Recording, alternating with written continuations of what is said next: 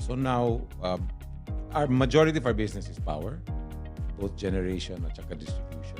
Infra capital, Aboitiz infra capital, where we invest in mga infrastructure, tubig, mobile towers, airports, economic estates. Economic estates, that's where a lot of, actually, the highest amount of employment happens in the economic estates. Overall, including Asia, we're close to 40,000.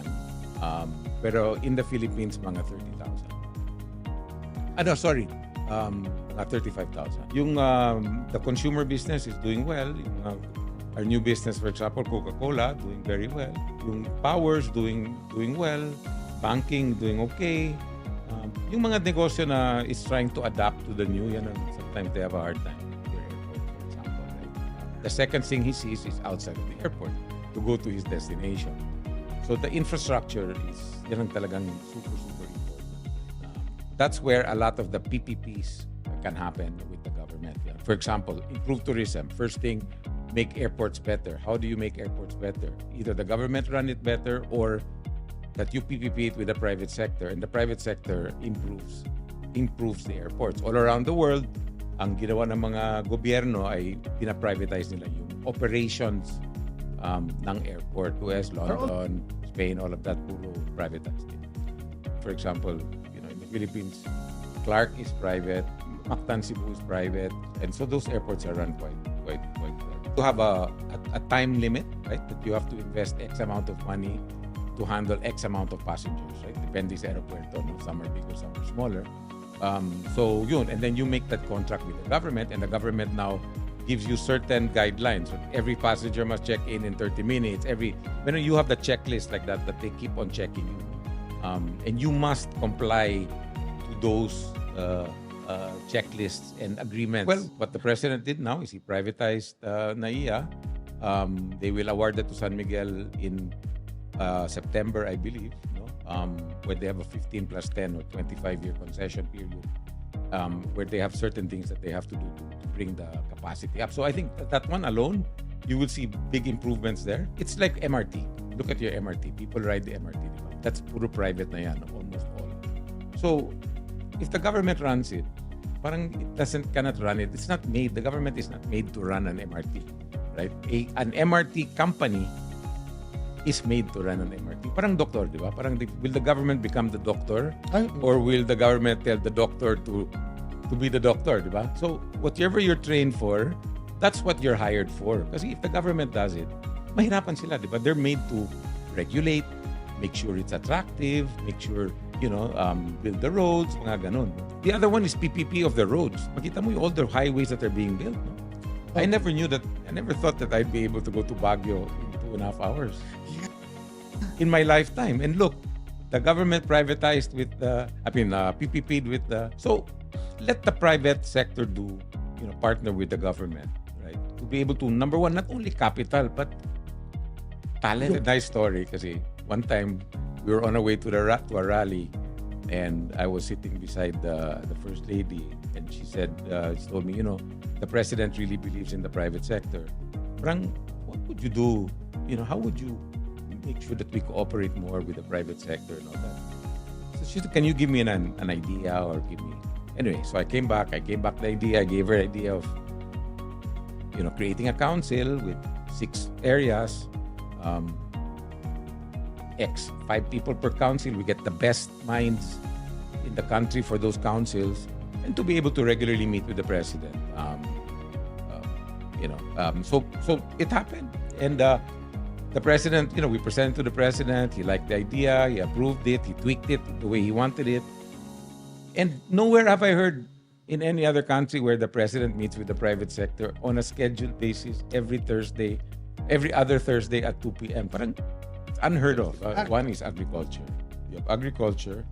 You have hard infrastructure, digital infrastructure, health, tourism, and jobs. So they're all different sectors and different questions. And so we give every other Thursday from 2 to 4. Mag-meeting kami in one sector. Every sector meets once a quarter with the president. So it's often, no? And he has shown that he is very engaged in the conversations.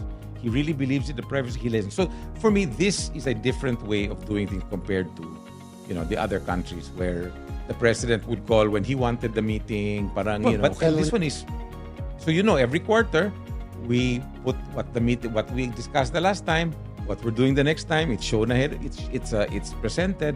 So it's parang more business-like, the meetings. It's very hard to compare administrations all the time because times are always very different, right? One had a pandemic, one didn't.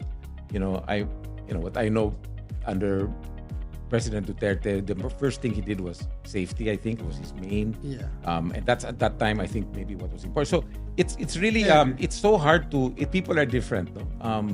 I even noticed that in the business sector where CEOs compare one CEO to the other. I say, teka muna, you cannot compare one CEO because the times are different, the disruptions are different, the threats are different, the geopolitics are different. Parang tourism will improve, right? So when that improves, you will get more flights, more people, and tourism is directly to the pocket of everybody, right? Yes. It goes to the company, but it goes directly. More massage, more tricycle riders, more. And that's directly to people's what do you call it. That's why we feel tourism is so important. Plus, that is where we have an advantage. Our islands are beautiful. Our country is beautiful. Yes, Our people are beautiful. So that's two things where you have an advantage, not where you have a disadvantage. Right? The government is digitizing the whole government, di ba? They're doing PhilHealth. They're doing SSS. They're doing airport. Everything now is more. Yung mga LGU, di ba? Now when you apply for permits, it's all online. So you have certain digitization, online and digitization, where the government, right, is protecting the people. National ID, for example, right? That one, right? The national ID, for example. The government can have somebody manage the national ID, but not give away the data, meaning it keeps the data. Parang, we're also impatient, which is a good thing, right? Remember, this government is 2 years old. Yes. And the first year,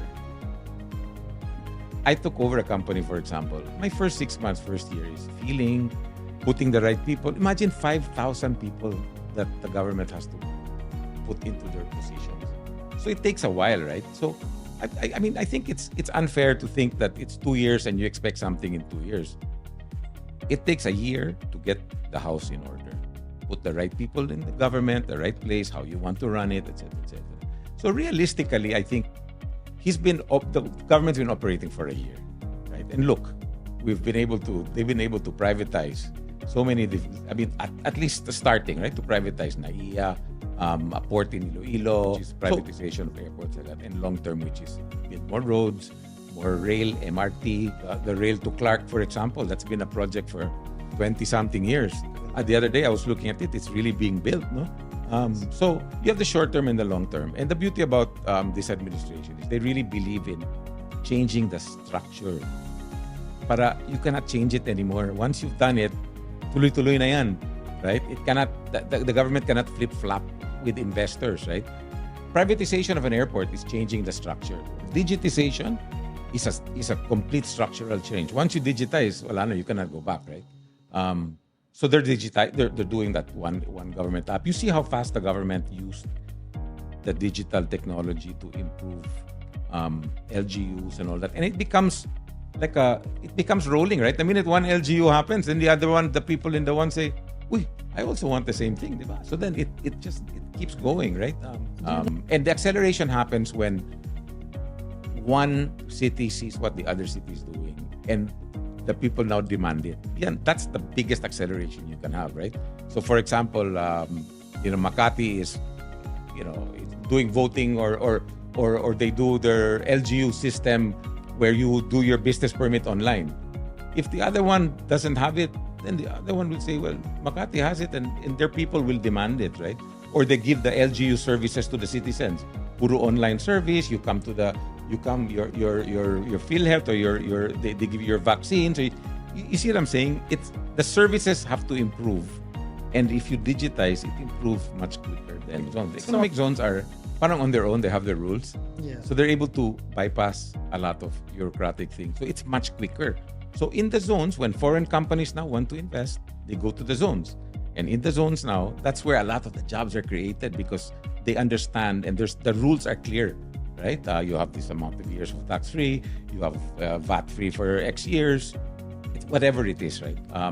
And so they're able to move faster and build their factories faster, employ people there. We're moving very fast. I mean, you're right, China. I mean, China, with the one-child policy that they had all those years, all of a sudden, they don't have people, right? So that's going to happen. We are going all over the world. We're, automatically, that's the nature that we are. So I think we're taking advantage of the situation. We have to make sure our education keeps up so that we can always keep up with your nutrition is where I think we're lacking, where we can do more. And the private sector can probably nutrition, number one. So that's structural, right? And then that's in long term. So nutrition, then that goes into the education. For the education, we need to increase our digital connectivity, for example. We're behind in amount of towers compared to other countries. And this is another project that we're doing with PSAC, right? Where we're saying, well, actually what it is that what we found out is that other countries, the government invested in digital towers. That's why it's not only the private sector. Our backbone's very good from the tower to the highway. The government must invest in towers, for example, or that last mile, whatever it is, right? To be able to spur the area where, because the tower will not put in a town where there's nobody that's going to use it. The tower company will not put a tower. And there's thousands of those areas called Gilda areas that require geographically, I can't remember the exact word, but where they would have a requirement for these towers. Once you put that, the people there will be able to study, get connectivity, etc., etc. So that for me is another thing, right? So, so those are the things that I think, right? I don't think it will gobble up. It will affect for sure. Let's make sure that it affects positively and not negatively, right? So again, education is what that does, right? We have time. All these things take time. But it is happening. We have time, but we don't have a lot of time. Yeah, let's put it that way. So we need to. But even education, right? The AI in education is what's going. That's what I mean by you have to take advantage of it. The AI in education is what's going to give us the advantage because now it's free. You can take an AI to teach the student, and it will monitor, and it will tell the student if the student takes too long or answers or goes somewhere else, someone else, alam niya. It's literally like a real person, right? Not only to students, but to teachers. It improves the teacher because there's also the guides that help the teacher. Oh yeah, it's not your kalaban, it's your kaibigan, di ba? So that's for me what we have to do, right? What we have to understand. I think we are definitely on the right track. The first thing the president did was go out and sell the country, right? Which he did. All of a sudden, the world is looking at the Philippines, as an investment destination. We locally, for example, we're going to put about 250 billion pesos in the next year in capital expenditures. Right? That's $5 billion. It's quite a bit of money for a company of our size. And I can see a lot more companies are pledging, or not pledging, but actually putting, tons of money into the country. Why? Because they believe in it, right? So that goes straight into companies investing in the estates. And therefore, that is really job creation. And then you have infrastructure. Infrastructure doesn't sometimes create that. It creates construction jobs, but it doesn't create jobs that keep going, right? I mean, if you build a highway, the job creation is smaller. You build an LRT, it's small. If you build an airport, it's big. So it's different. No, the future is very bright here. We just have to make sure that we study, we learn it, But of course, absolutely, I have no doubt in my mind. I mean, we continue our GDP, our growth is at 5.3, 5.4%. Well, my role in PSAC is what I know, and which I see quite a wide range of industries. Right? He listens to us, to the private sector. He really believes in us, and that's what gives us a lot of hope. Right? When the president really listens to you, when you're talking to somebody, and sometimes you look at your phone, di ba? Ganun. He doesn't even look at his phone at once. He's totally engaged. He's absorbing what's being said, right, by both sides, the private and the thing, and then he balances it out. So I think, like I said, we've really been really on the job for 1 year. Let's give it time now to. Good. Yeah, no, of course. We've been in this country for over 100 years, right? 120, 130 years. There are ups and downs that we've had. We've gone through wars. We've gone through. So Yeah. we believe in the country. Our growth it's very clear, and we believe in this administration very much.